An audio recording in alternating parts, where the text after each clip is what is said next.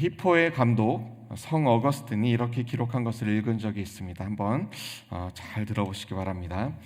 그럼 내가 섬기는 하나님은 누구신가? 당신은 우리에게 가장 숨겨져 있으면서도 우리 가운데 가장 현존하시고 가장 아름다우면서도 가장 강하고 영원히 지속되는 분이십니다. 그러나 우리는 당신을 이해할 수 없습니다. 네, 하나님 참 이해하기 어렵습니다. 우리의 이 짧은 생각으로는 그 넓고 깊고 높고 그 온전한 뜻을 우리의 생각으로, 우리의 머리로 다 이해할 수가 없습니다.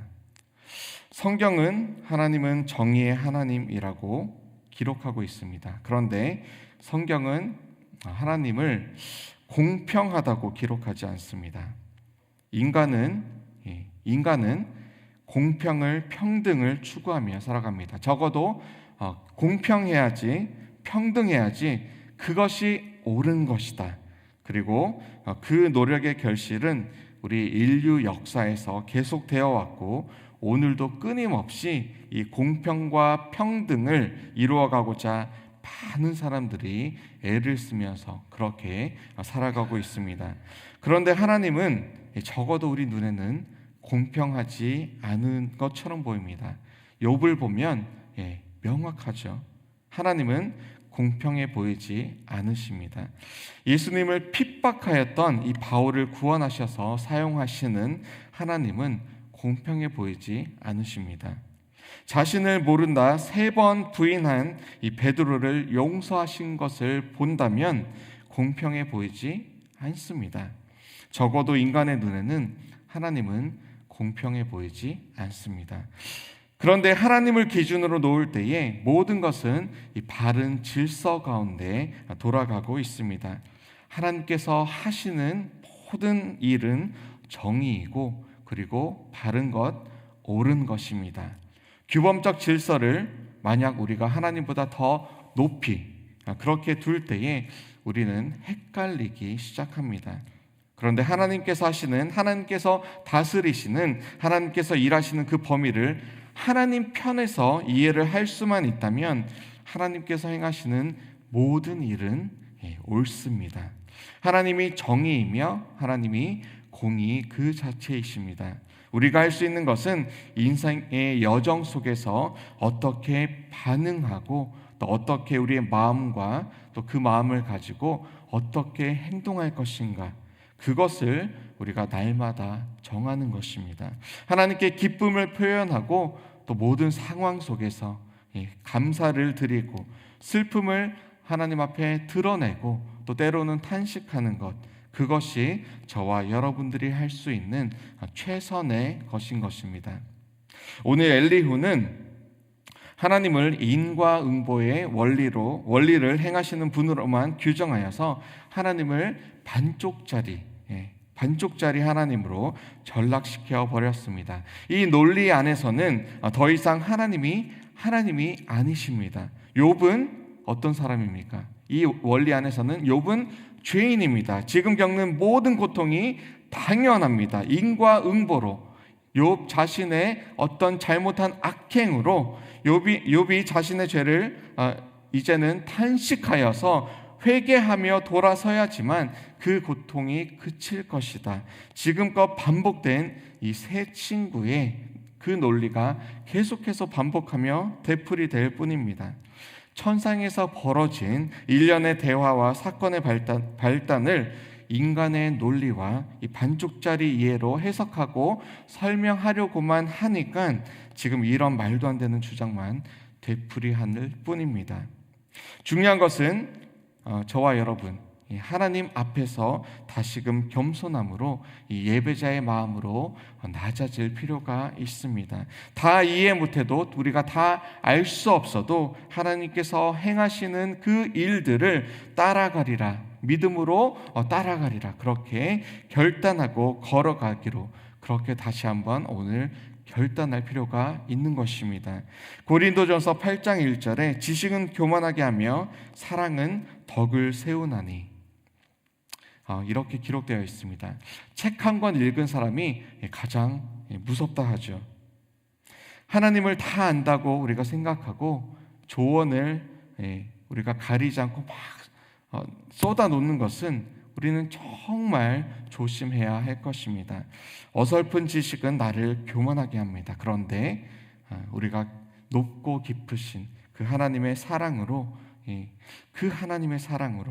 우리가 다른 형제들을 품을 때에 우리는 하나님의 그 은혜를 가지고 형제 간의 덕을 세워갈 수 있습니다.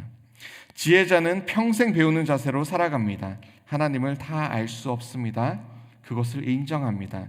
우리 인생에 벌어지는 일련의 사건, 또 사고, 질병, 전쟁, 기근, 또 우리 간의 다툼, 또 우리 사랑하는 사람의 죽음, 이 모든 것들은 내 지식 안에 가두어서 해석하며 또 결론을 내리는 그런 우를 우리는 경계하면서 도리어 죽음 앞에, 사고 앞에, 질병 앞에, 이 전쟁 앞에, 기근 앞에, 또 우리 간의 다툼 앞에 우리가 사랑으로 이 허다한 허물을 덮는 그러한 저와 여러분들 다 되시기를 주님의 이름으로 축원합니다. 엘리후를 보면 참 교묘하다라는 그런 생각이 듭니다.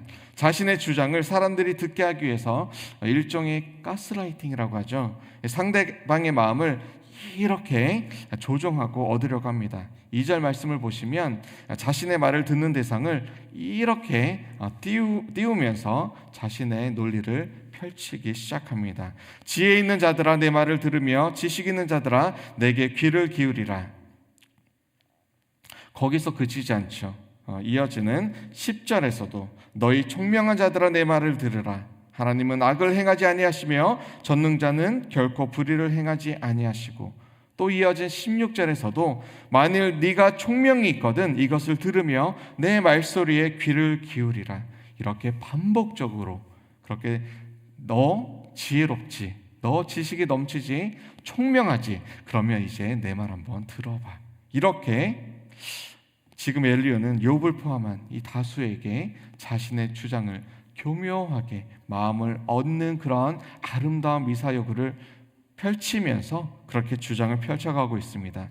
지혜가 있는 자들이여, 지식이 있는 자들이여, 총명이 있는 자들이여. 참 듣기가 좋습니다. 누가 나에게 이런 말을 해주면 와 정말 지혜가 넘치십니다, 지식이 넘치십니다, 너무너무 총명하십니다, 그렇게 정말 박학다식하시네요. 와 그러한 초롱초롱한 눈매 좀 보십시오. 그러면 나도 모르게 그 칭찬을 던진 사람이 말도 시작하기 전에 이 무장해제가 되죠. 마음을 활짝 열고 무슨 말이든 내가 다 듣겠습니다. 그렇게 고개를 연신 끄덕일 준비를 합니다. 그렇지 않습니까? 엘리후의 논리는 이제 이렇게 자신이 하는 말을 들으라, 그렇게 교묘하게 그 마음을 열어놓고는 이 자신이 만들어 둔 틀, 그 안에 갇혀있는 이 지식과 지혜와 총명, 그러한 논리의 이상도 이해가 아닙니다.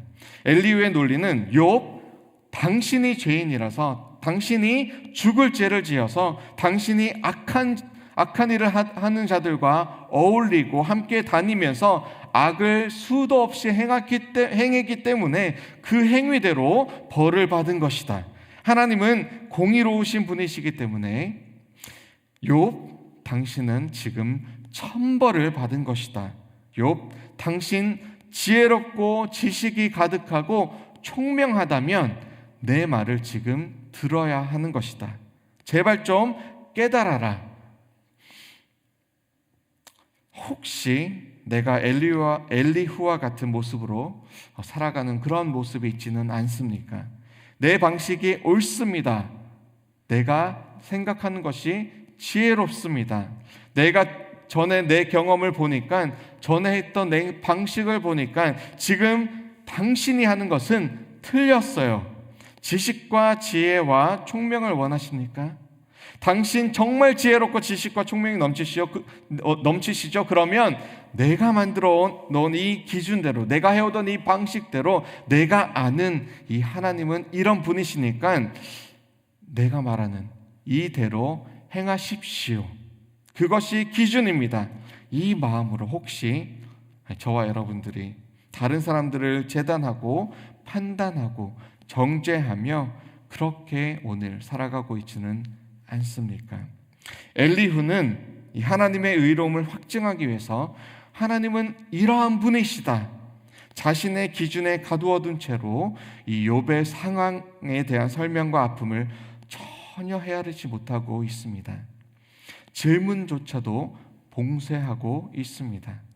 그리고 이것은 어떠한 공감도, 어떠한 위로도, 그 어떠한 도움도 되지 못하는 정말 말 그대로 반쪽짜리 믿음일 뿐입니다.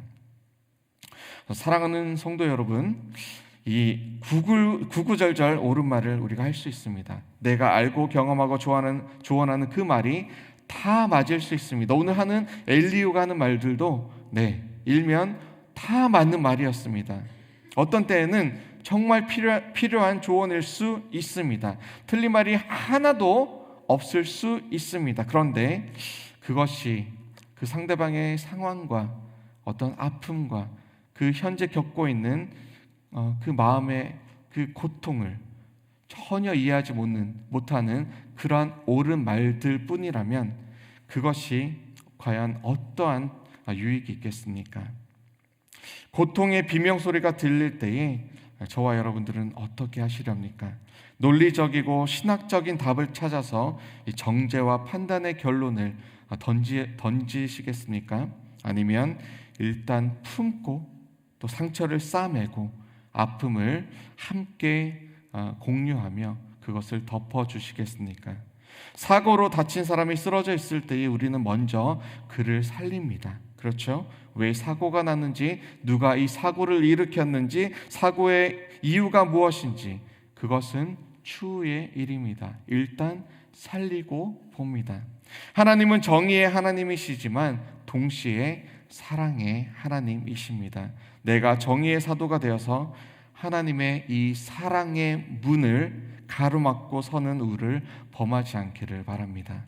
오늘 하루 이 하나님께서 원하시는 그 덕을 세워가는 그리스도의 크고 넓고 또 깊고 높은 사랑을 우리가 저와 여러분들이 품고 또 나누고 누리고 나누는 그런 놀라운 하나님의 은혜, 그 은혜가 우리의 가는 걸음걸음마다 또 우리가 만나는 사람과의 그 관계 속에서 우리의 마음과 우리의 언어 속에서 가득가득 넘치기를 주님의 이름으로 축원합니다. 우리 함께 기도하시겠습니다.